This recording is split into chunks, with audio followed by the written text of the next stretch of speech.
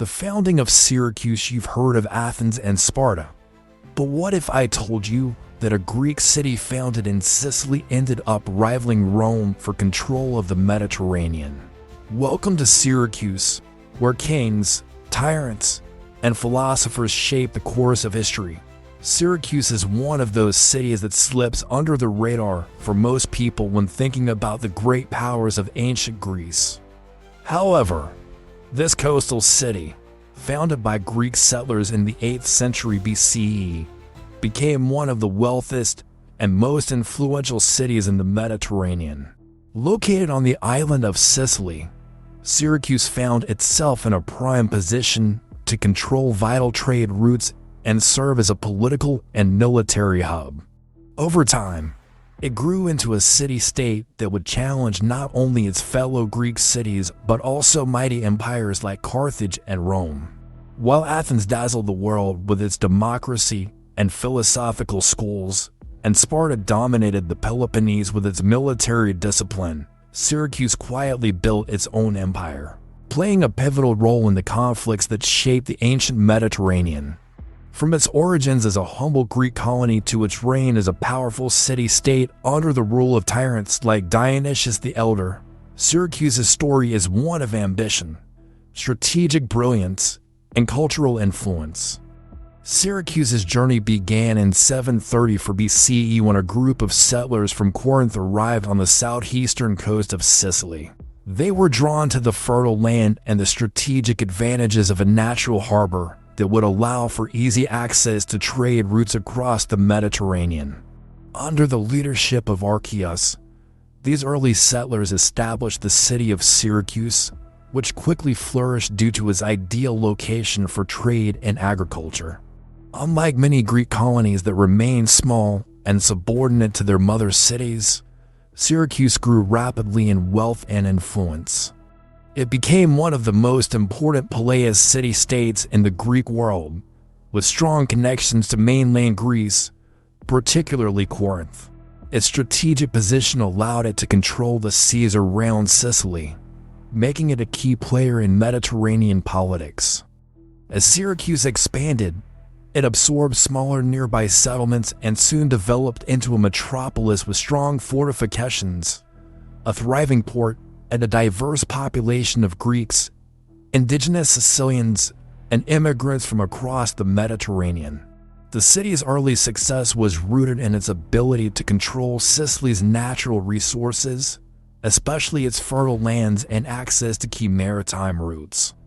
Imagine founding a city in paradise, surrounded by olive trees, vineyards, and clear Mediterranean waters, and then realizing that you're about to become one of the greatest powers in the ancient world. Talk about an investment paying off. Syracuse didn't just grow in size and wealth, it also became a beacon of Hellenic culture in the Western Mediterranean. Like other major Greek cities, it was home to impressive architecture, temples, and public buildings. The influence of Corinth, its mother city, can be seen in the early development of its institutions and artistic traditions. As Syracuse grew more powerful, it began to assert its dominance over other Greek colonies and indigenous populations in Sicily.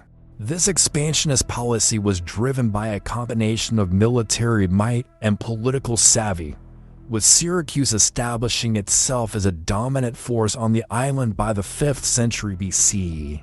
Culturally, Syracuse became known for its art, philosophy, and science, attracting some of the greatest minds of the ancient world, including the famous mathematician Archimedes. The city was a vibrant cultural hub, with grand temples dedicated to gods like Zeus, Apollo, and Athena, as well as theaters that showcase Greek drama. Syracuse was more than just a military power, it was a center of learning and cultural exchange that rivaled Athens in its intellectual achievements. Syracuse's rise to power wasn't solely the result of geography and trade, it was also driven by the leadership of tyrants who seized control of the city and expanded its influence. One of the earliest and most important of these leaders was Gelon, who took power in 485 BCE. Gelon was originally from Gela, another city in Sicily. But after taking control of Syracuse, he transformed it into the most powerful city on the island. Gelon's most notable achievement was his victory over Carthage at the Battle of Himera in 480 BCE. This battle marked a turning point in the struggle for control of Sicily and solidified Syracuse's position as the dominant force in the region. Under Gelon, Syracuse also saw the construction of impressive public works and fortifications, further securing its role as a military and cultural center. However, the most famous tyrant of Syracuse was undoubtedly Dionysius the Elder, who ruled from 405 BCE to 367 BCE. Dionysius was a brilliant, albeit ruthless, leader who strengthened Syracuse's military, built massive defensive walls, and expanded its territory. Under his rule, Syracuse constructed one of the largest navies in the ancient world, rivaling even Athens in maritime strength. Dionysius also fortified the city, making Syracuse almost impenetrable with massive walls that stretched for miles around the city. His aggressive expansionism and military reforms transformed Syracuse into a Mediterranean superpower, capable of challenging both Carthage and, eventually, Rome. Dionysius wasn't just building walls, he was building the walls. Imagine a guy who takes defensive strategy to the extreme, and suddenly you've got a city that looks like the ancient version of Fort Knox by the 4th century BCE. Syracuse had earned the nickname the New Athens of the West. Like Athens, Syracuse became known for its artistic achievements, intellectual life, and political influence.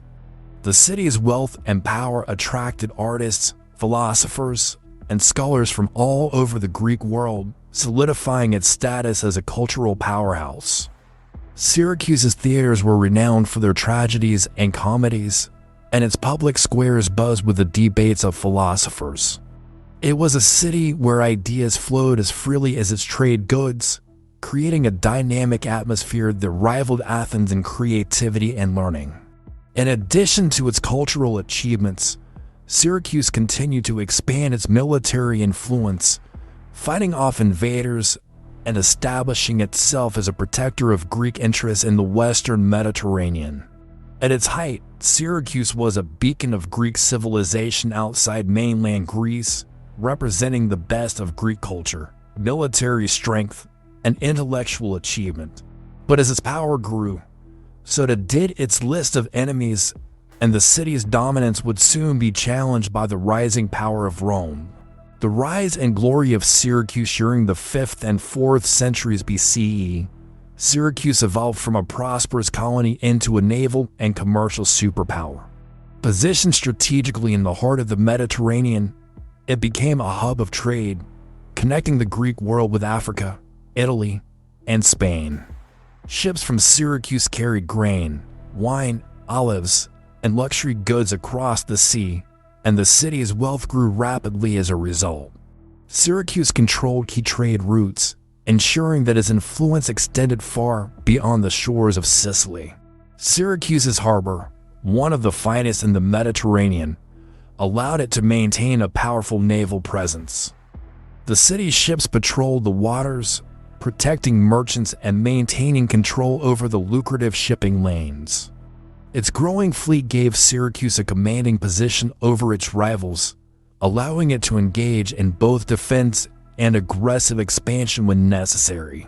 The city's wealth wasn't just economic, it translated into political and military power.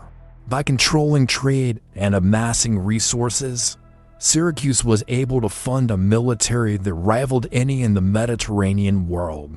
Its rise as a naval power was not just about protecting its own interests, but about asserting dominance over the region, keeping both Carthage and Etruria in check. Perhaps the most significant moment in Syracuse's rise to prominence came in 480 BCE with the Battle of Himera. This decisive clash between Syracuse, under the leadership of Gelon, and the mighty Carthaginian Empire marked a turning point in the balance of power in Sicily. Carthage had long sought control over the island due to its strategic location and rich resources, and the battle was their attempt to secure dominance. Gelon, a shrewd and capable military leader, allied with the city of Archimedes to face the Carthaginian forces.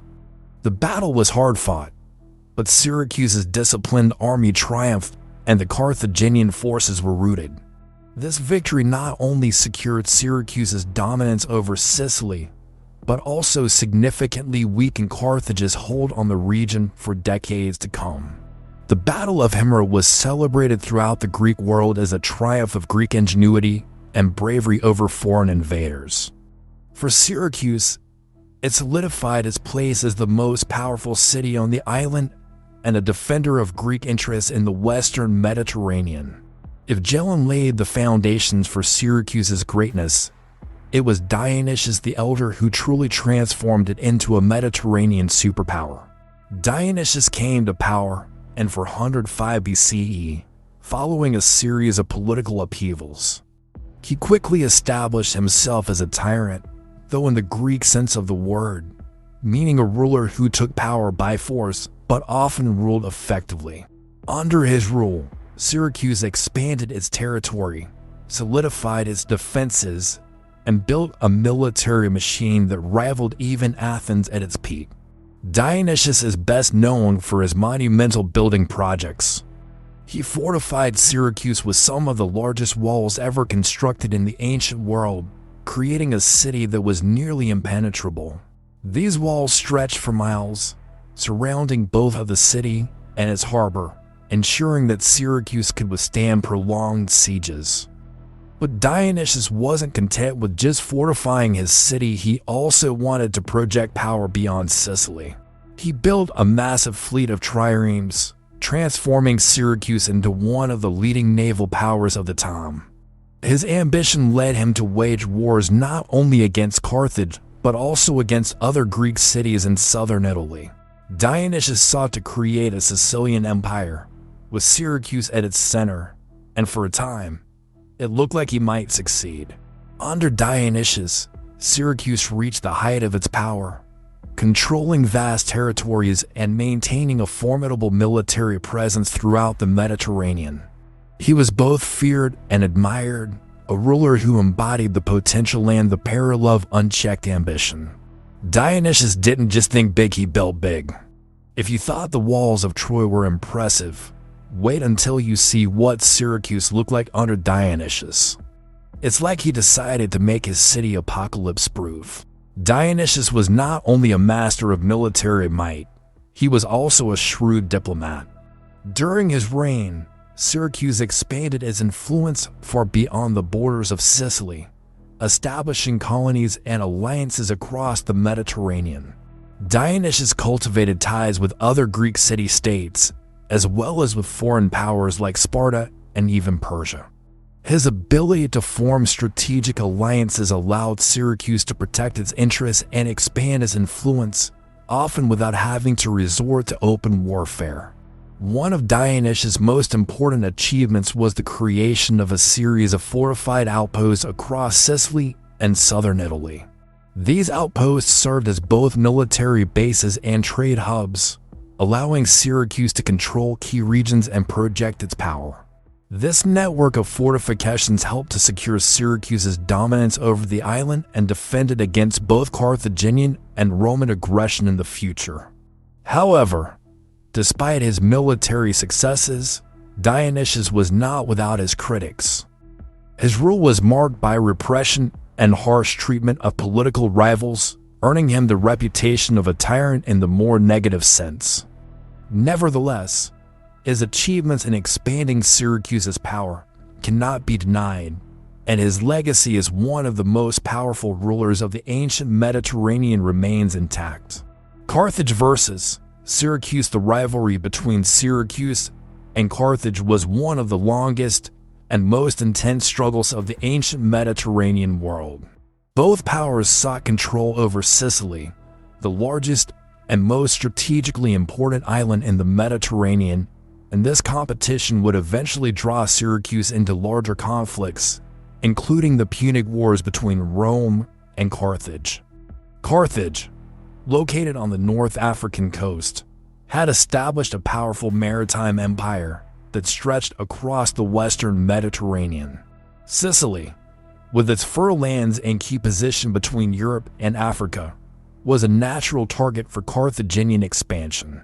However, Syracuse had already established itself as the dominant Greek city-state on the island, and it was not about to let Carthage take control without a fight.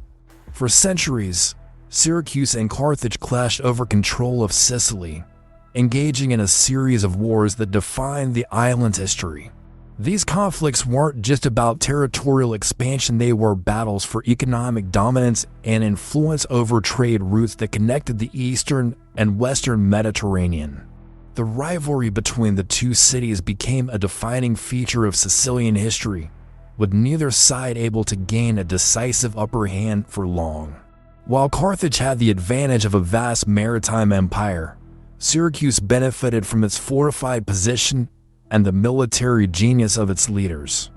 The rivalry between Carthage and Syracuse reached new heights during the First Punic War to 642-1 BCE, a conflict that also marked the beginning of Syracuse's complicated relationship with Rome. Initially, Syracuse found itself caught between the powerful adversaries, Carthage, its long-standing rival, and Rome, a new and rising power in the Mediterranean. During the early stages of the war, Hiero, the ruler of Syracuse, carefully navigated this precarious situation. Hiero initially aligned with Carthage, recognizing the threat posed by Rome's expanding influence in the region. However, as the war progressed, it became clear that Rome was gaining the upper hand in the conflict. In a bold political move, Hiero switched sides, forming an alliance with Rome into 63 BCE. This alliance proved to be a masterstroke of diplomacy for Syracuse.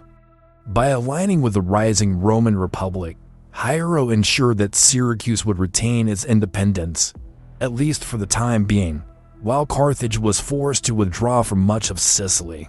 Under the terms of the peace settlement, Rome gained control of much of the island, while Syracuse was allowed to maintain its autonomy in the southeastern part of Sicily.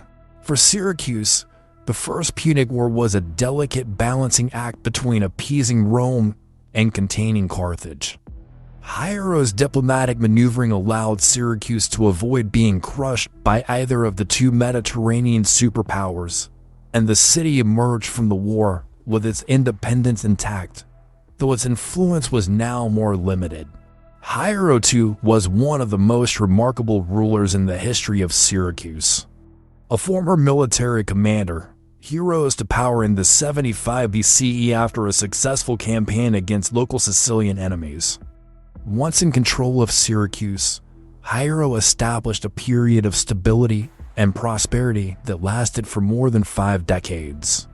His reign was marked by clever diplomacy and the careful cultivation of relationships with both Rome and Carthage. Hiero's decision to ally with Rome in the First Punic War was a turning point in Syracuse's history. By backing Rome, Hiero ensured that Syracuse would be spared from Roman conquest and that his city would remain a powerful, semi-independent state. He maintained this alliance with Rome throughout his reign, supplying the Republic with grain, ships, and military support when needed. Under Hiero's leadership, Syracuse thrived. The city's economy boomed thanks to its control of agricultural resources and its involvement in Mediterranean trade.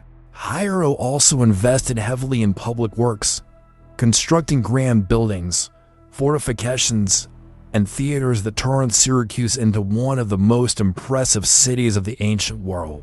He is also credited with reforming the tax system, which ensured a steady income for the city without overburdening its citizens. Hiero's long and stable rule allowed Syracuse to remain an influential city in the Mediterranean world, even as Rome's power continued to grow.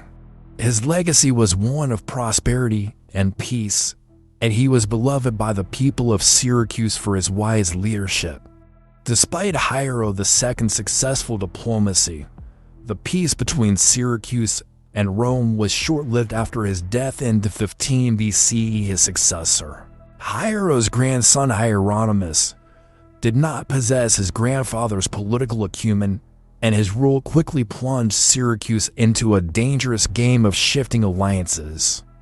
During the Second Punic War to 1801 BCE, Syracuse made the fateful decision to switch sides and ally with Carthage. This was a disastrous move. By breaking its long-standing alliance with Rome and siding with Carthage, Syracuse effectively painted a target on its back.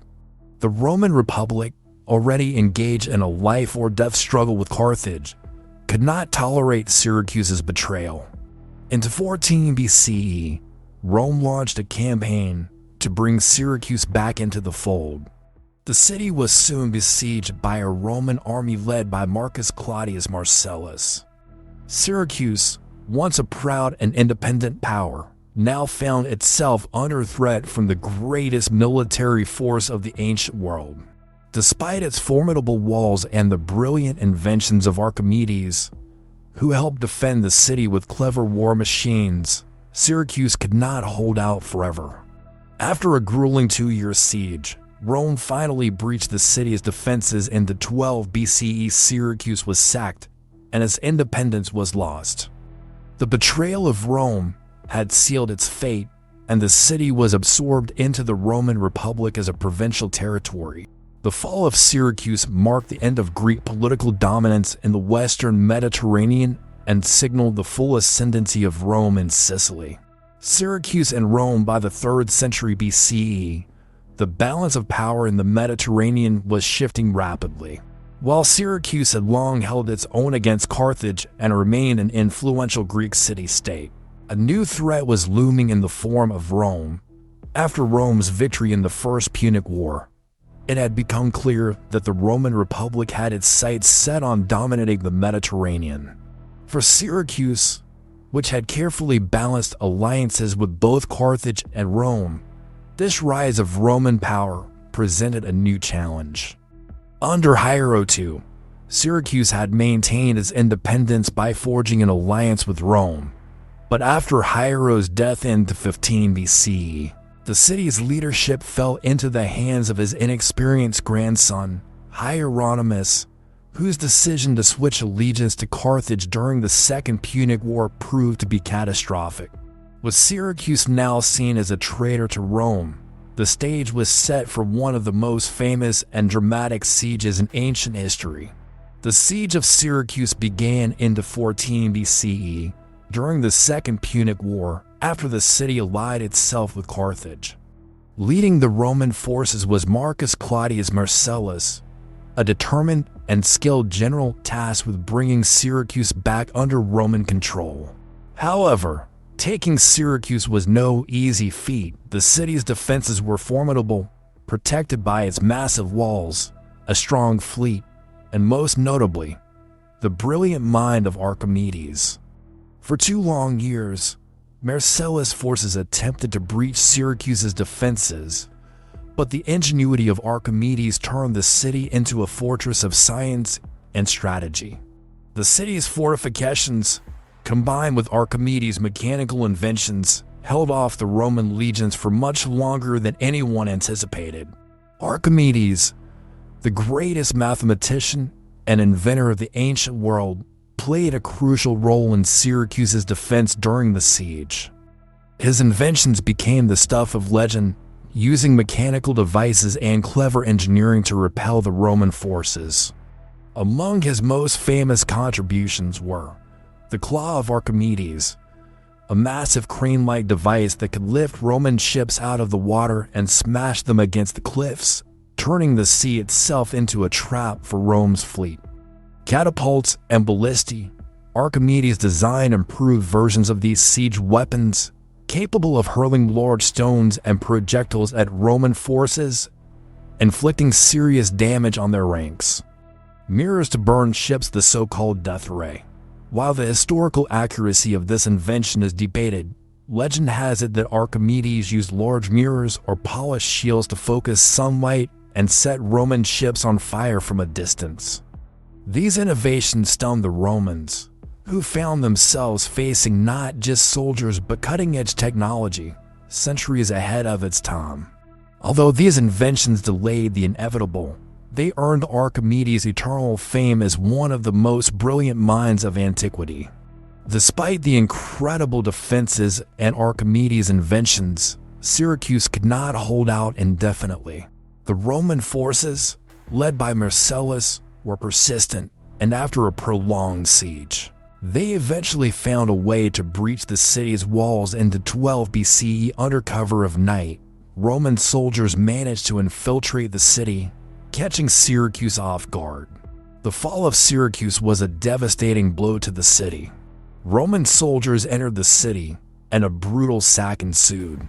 The city's wealth was plundered, and much of its population was slaughtered or enslaved. Syracuse, once a proud and independent Greek city-state, was absorbed into the Roman Republic as part of its province of Sicily. Perhaps the most tragic casualty of the fall of Syracuse was Archimedes himself. According to legend, when Roman soldiers entered the city, they found Archimedes in his study, working on mathematical problems, oblivious to the chaos unfolding around him. When a soldier ordered him to follow, Archimedes famously responded, "Do not disturb my circles," referring to the geometric figures he was drawing in the sand. The soldier, either unaware of who Archimedes was or impatient with his response, killed the great mathematician on the spot. The death of Archimedes was a tragic loss for both Syracuse and the world of science. His contributions to mathematics, physics, and engineering would continue to influence scholars for centuries, but his death marked the end of Syracuse's golden age. Archimedes was so focused on his geometry that he didn't even flinch when the Romans showed up. Talk about being in the zone. Too bad that soldier wasn't much of a math fan. With the fall of Syracuse, the city lost its independence and was integrated into the Roman Republic. Syracuse became part of the Roman province of Sicily, which was a crucial source of grain for the Roman Empire. Although the city retained some of its cultural significance, it would never again reach the heights of power and influence that it had enjoyed during its golden age. Rome's conquest of Syracuse marked the final chapter in the city's political history as an independent state. However, Syracuse's legacy lived on, particularly in the fields of science, architecture, and philosophy. Roman generals and scholars admired and respected the achievements of the city, even as they absorbed it into their growing empire. The fall of Syracuse also marked a turning point in the larger conflict between Rome and Carthage. With Syracuse no longer a factor, Rome's dominance in Sicily was secured, and the stage was set for the eventual defeat of Carthage in the Punic Wars. Syracuse's downfall was, in many ways, a precursor to the wider Roman expansion across the Mediterranean. The legacy of Syracuse, though the city of Syracuse fell to Roman forces, its intellectual and cultural legacy endured, largely thanks to one of the greatest minds of all time, Archimedes. Born in Syracuse around 87 BCE, Archimedes was a brilliant mathematician, physicist, and inventor whose contributions to science continue to shape our world today. Archimedes principled the idea that the buoyant force on an object submerged in fluid is equal to the weight of the fluid displaced by the object as one of the most fundamental principles in physics. It remains a cornerstone in the study of fluid mechanics and has practical applications in fields ranging from engineering to naval architecture. His famous Eureka moment, when he discovered this principle while taking a bath, is a story that has been passed down through generations and has become part of scientific folklore. Archimedes was also responsible for numerous inventions, including the Archimedean screw, a device still in use today for pumping water and other fluids. His work on levers and pulleys laid the foundation for modern mechanics, and his theoretical contributions to geometry and mathematics pushed the boundaries of knowledge in ways that wouldn't be matched for centuries. Archimedes' contributions weren't just limited to theoretical work, he was also a master inventor whose innovations were ahead of their time. Some of his most famous devices were used during the siege of Syracuse, but his influence extended far beyond the battlefield. The Archimedean screw. This spiral pump was designed to raise water from lower levels to higher ones, and is still used in various forms today in irrigation systems and machinery. Levers and pulleys. Archimedes pioneered the study of mechanical advantage through levers and pulleys, demonstrating that small forces could move great weights when applied correctly. Mathematics and geometry. Archimedes advanced the understanding of geometry and was particularly interested in calculating the area under curves and the volume of irregular shapes, work that laid the groundwork for the later development of calculus. Archimedes' claw and the death ray. Those war machines like the claw were legendary in their time. The supposed use of giant mirrors to burn Roman ships, often referred to as the death ray, remains debated. Nonetheless, these inventions have captured the imagination of historians and engineers alike. Even after his death, the work of Archimedes continued to influence mathematicians, scientists, and engineers throughout antiquity and into the modern era. His treatises, such as On the Sphere and Cylinder and the Method of Mechanical Theorems, were rediscovered during the Renaissance, sparking new advancements in mathematics and physics. While Archimedes was undoubtedly Syracuse's most famous export, the city's cultural contributions were also significant. Syracuse was known for its thriving artistic scene, which flourished during its golden age. As a hub of Greek civilization in the Western Mediterranean, Syracuse attracted artists, playwrights, and philosophers, contributing to the spread of Hellenistic culture. The city's architecture was another testament to its greatness.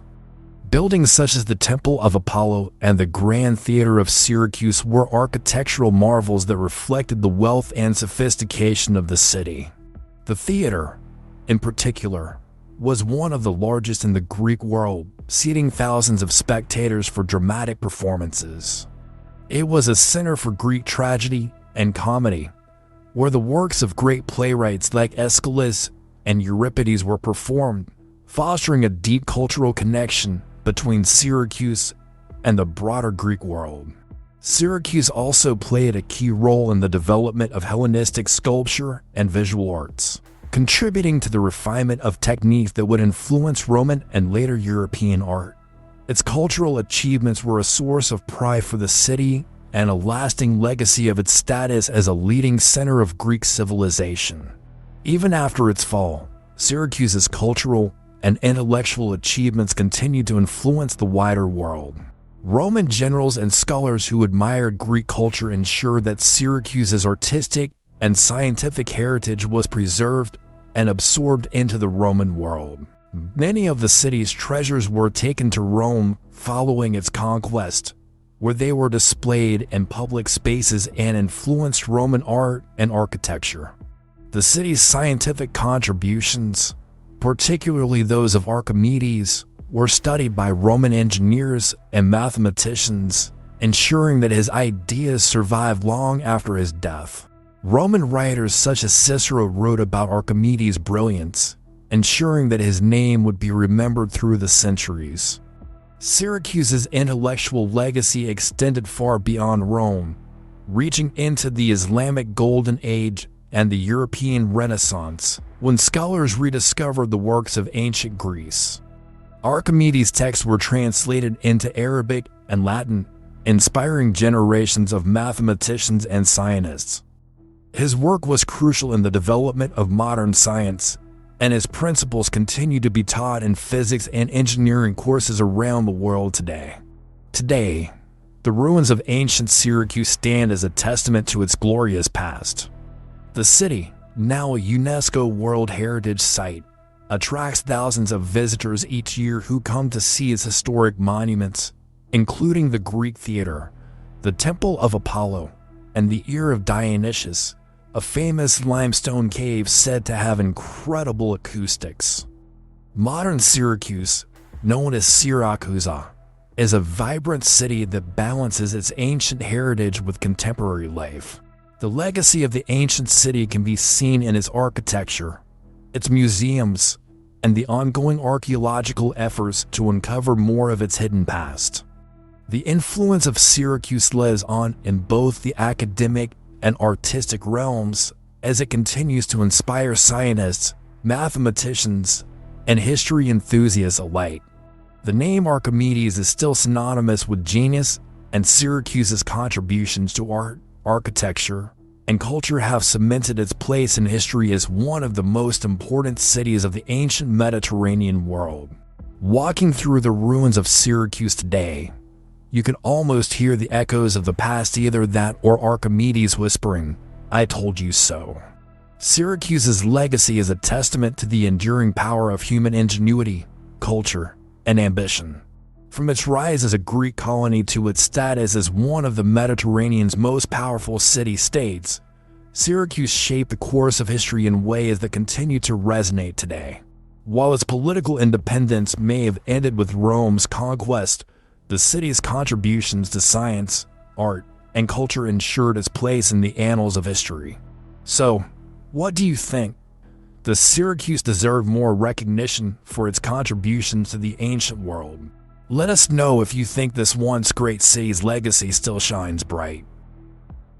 By my side, intense, strong, no fear to face, nowhere to hide, intense.